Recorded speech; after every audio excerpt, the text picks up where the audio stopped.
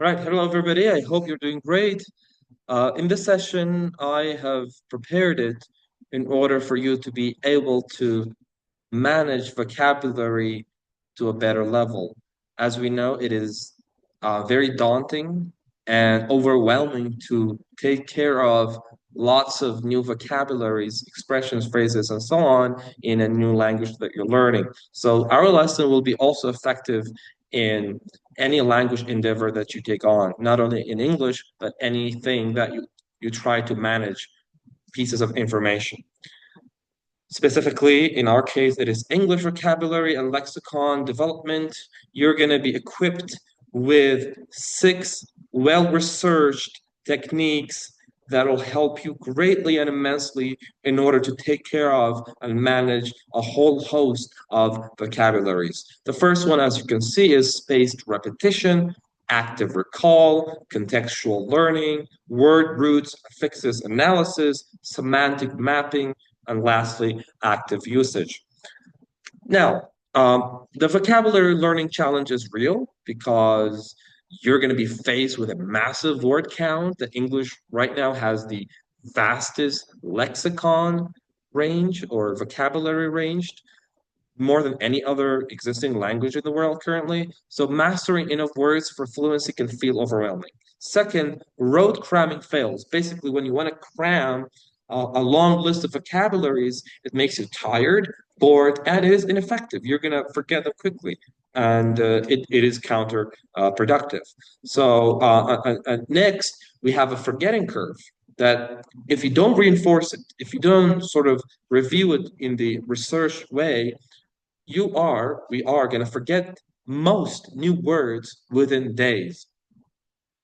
Studies show that after learning a list of new words, you may recall only 20% after a few days if you don't review. So you're going to, lose 80% of all the things that you're learning. And even the 20%, you may recognize them, but not necessarily use them, right? Second goal, long-term active use. Effective vocabulary building requires moving words into long-term memory and being able to actively use them. So the following evidence-based techniques help you achieve that. It is going to help you to put the vocabularies into the long term so that at the drop of a hat, when you're called to be using them, you can just actually use them effectively. The first one is called spaced repetition. Now, ruminate and reflect on the words. Repetition means repeating things, saying things, and being exposed to certain things multiple times. Space means there is a space when you review, when you repeat the things, right? So what is it? Spaced repetition means reviewing new words at increasing intervals. So you space out sessions. This method leverages the psychological spacing effect, and it is now proven to boost long-term retention. Newly learned or hard words are reviewed more often. Here's the bulk of it, right? So the hard words, you're reviewing them in different intervals of time more than the easier words that you already know. Okay. How to do it? So you can use flashcards. They're really, really effective when learning vocabularies. We have the colored flashcards, not the sticky ones, but the other ones that you could schedule reviews for using space intervals. How do you do that is you may review a new word 10 to 15 minutes after learning it. So it's fresh. You're not going to let it melt away and vanish. Then you could arrange a time 1 hour later to just go through them again.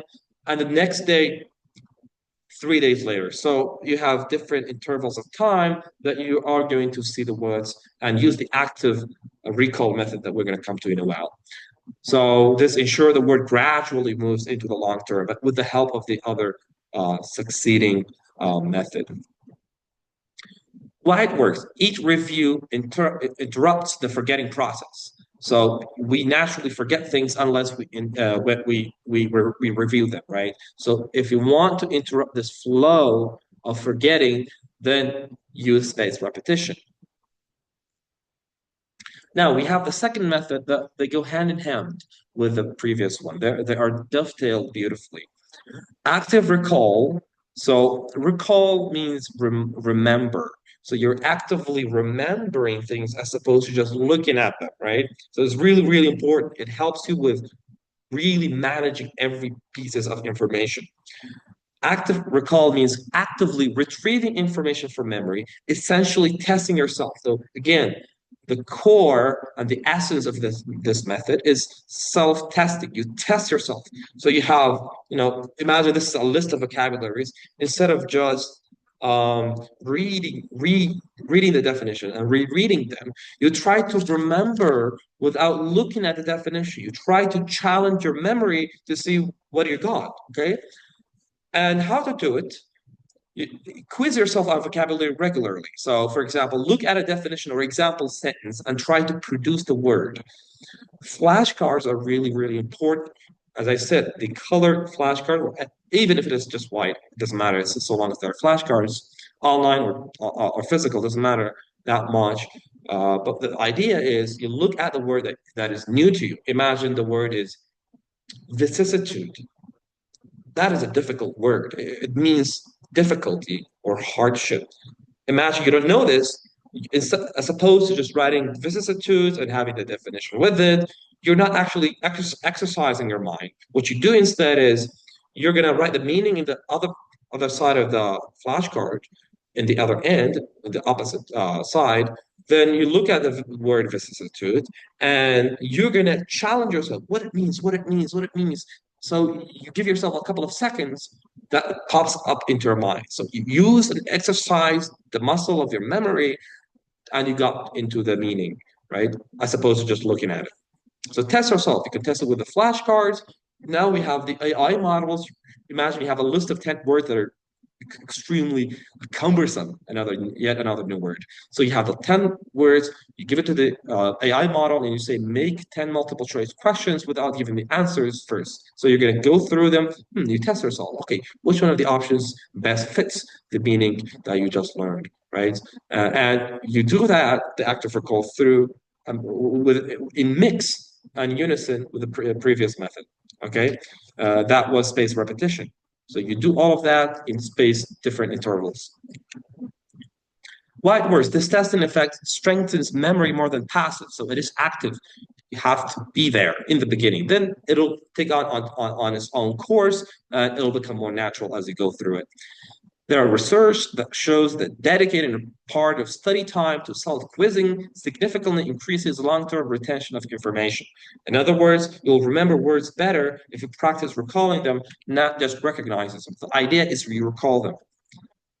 The third method, it is called contextual learning. So learn through context. It is much easier to remember a word when you encounter it in a meaningful context rather than in isolation. Context means the before and after of a vocabulary, certain vocabulary. Especially we have contexts in listening materials and reading materials. So you don't just have the isolated single word that you want to manage and tackle. Instead, you have a context, let's say a storyline, right? That through the context you can guess the meaning without looking at a dictionary. And you do that a lot and extensively, your vocabulary will skyrocket. So reading and listening widely in English, widely is really important. You widely listen a couple of hours a day if you have the time, a couple of hours a day if you have the time to read. Lets you see new words used in real sentences and situations multiple times, which helps you grasp their meaning and typical usage. So you naturally get the meaning as opposed to sort of memorizing. No, you just get yourself exposed to it. Why context helps? A sentence or a story provides clues and associations that make a word more memorable. For example, here's a sentence example. Let's say it is a story, there's an invitation, there are different people there, and the host, okay, the gregarious host, okay, chatted with every guest. So let's say he would go and talk with everybody, smiling, right? Social. So gregarious he was. So you basically know that gregarious has a connection with the word sociable. And you will recall it better because of that scenario. So you remember the scenario, then the word linked to the scenario because there are also emotions involved.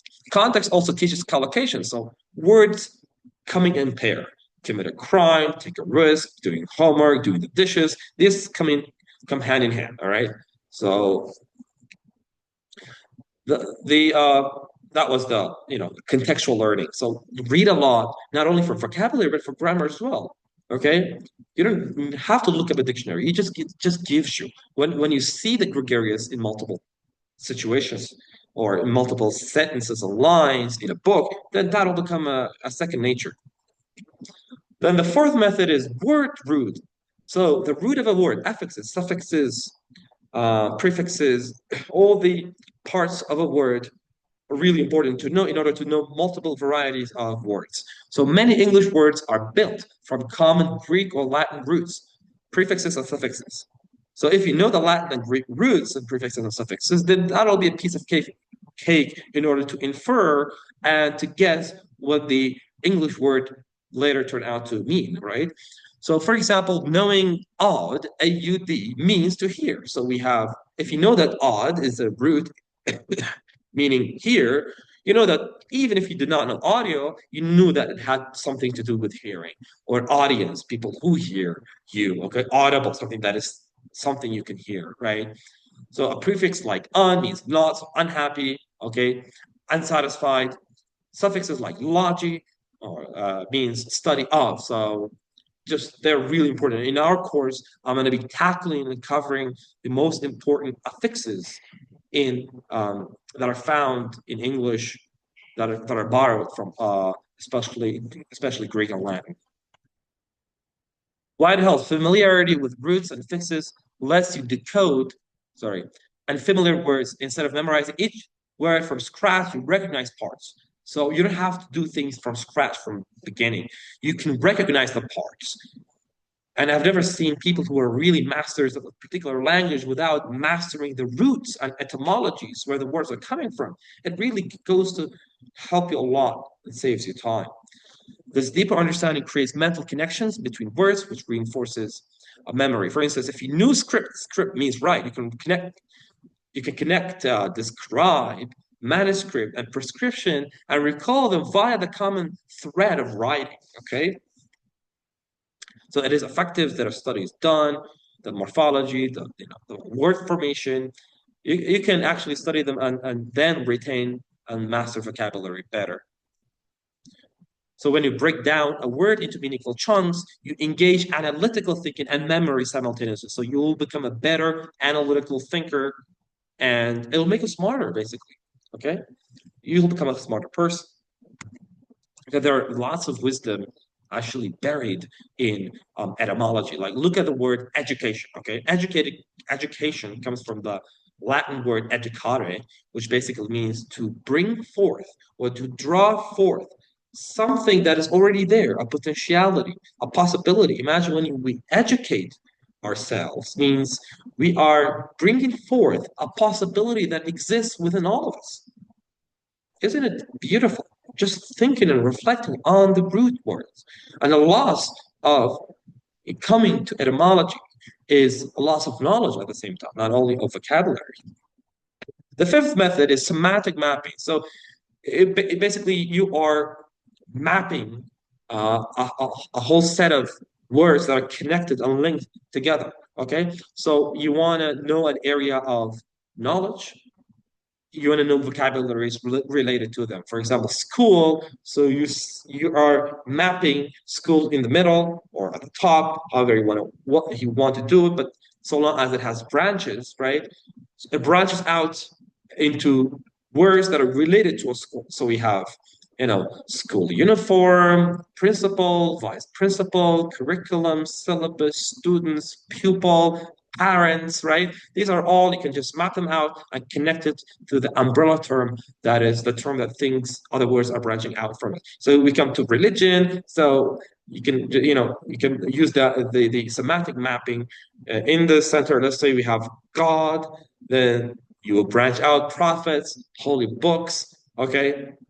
Purification, spirituality, the soul, afterlife, recompensation, resurrection, all of that, it could be branched out and you tend to have an easier way to remember them.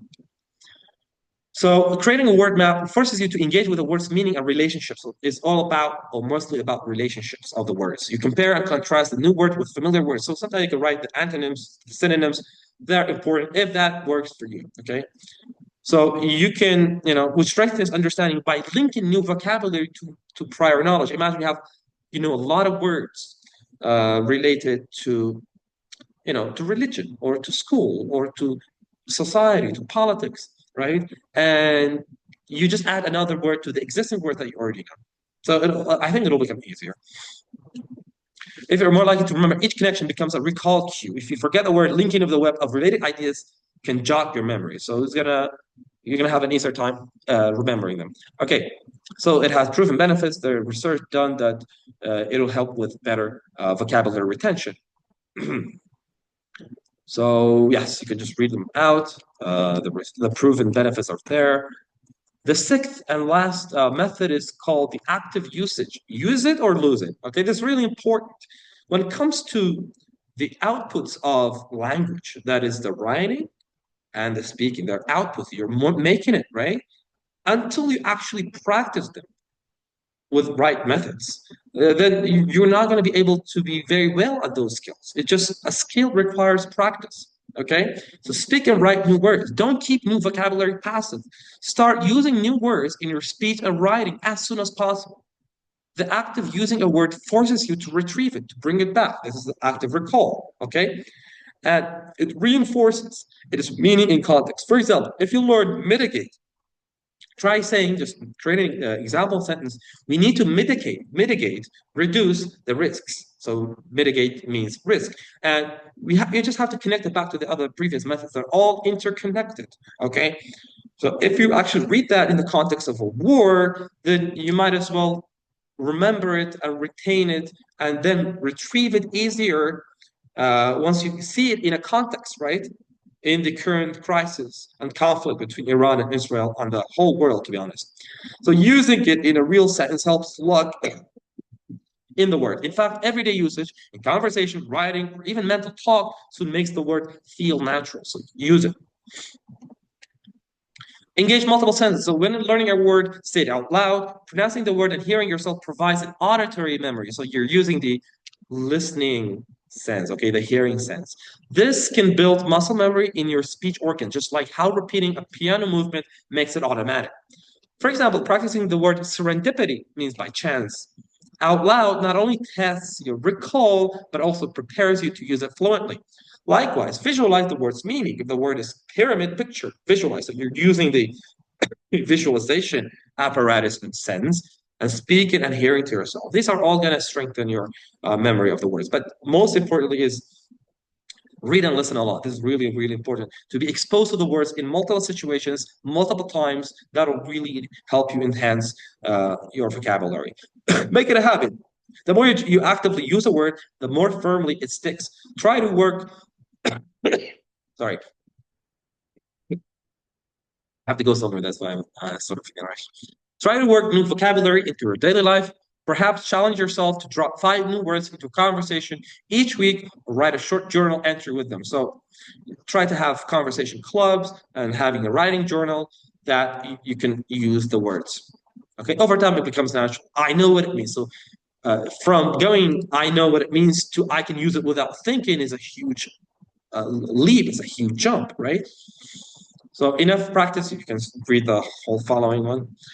So conclusion, key takeaways. So mixed methods for mastery is really important. Use different methods. No single trick guarantees fluency. Instead, combine these techniques. For example, encounter new words through reading. Really important. Context. Review them with spaced repetition. Okay. Use mnemonics means you have the you try to make connections with sorts of weird things, right? I don't think that has been very effective for me, but for some people it is. Practice recalling and using them in speech. A multifaceted, diverse approach leads to the best retention. Be consistent, yes. Make vocabulary practice a daily habit. Even 10 minutes a day of flashcards, word quizzes, or reading will pay off. Consistency beats cramming. Regular repetition is key to telling your brain that these words matter and must be retained. Use it or lose it. Always move words from passive to active. If you've reviewed a word, find a way to use it in a sentence that day. That using new words in context, speak and write shortly after learning them can dramatically improve your recall and confidence. Stay engaged and motivated. Make learning fun and relevant. Learn words you find useful or interesting. Celebrate as you notice new words sticking. Okay, celebrate it. Engaging emotionally with vocabulary through interesting content or personal connections helps glue words in your memory. It's really important. Love learning. Long-term success. Building a rich English vocabulary is a marathon, not a sprint. With these evidence-based techniques, spaced reviews or repetitions, active recall, context learning, word part analysis, means the etymology, the roots, semantic mapping, and active use, you'll not only memorize new words, but truly acquire them as a lasting part of your language toolbox. Keep practicing and watch your active vocabulary grow. Thank you so much.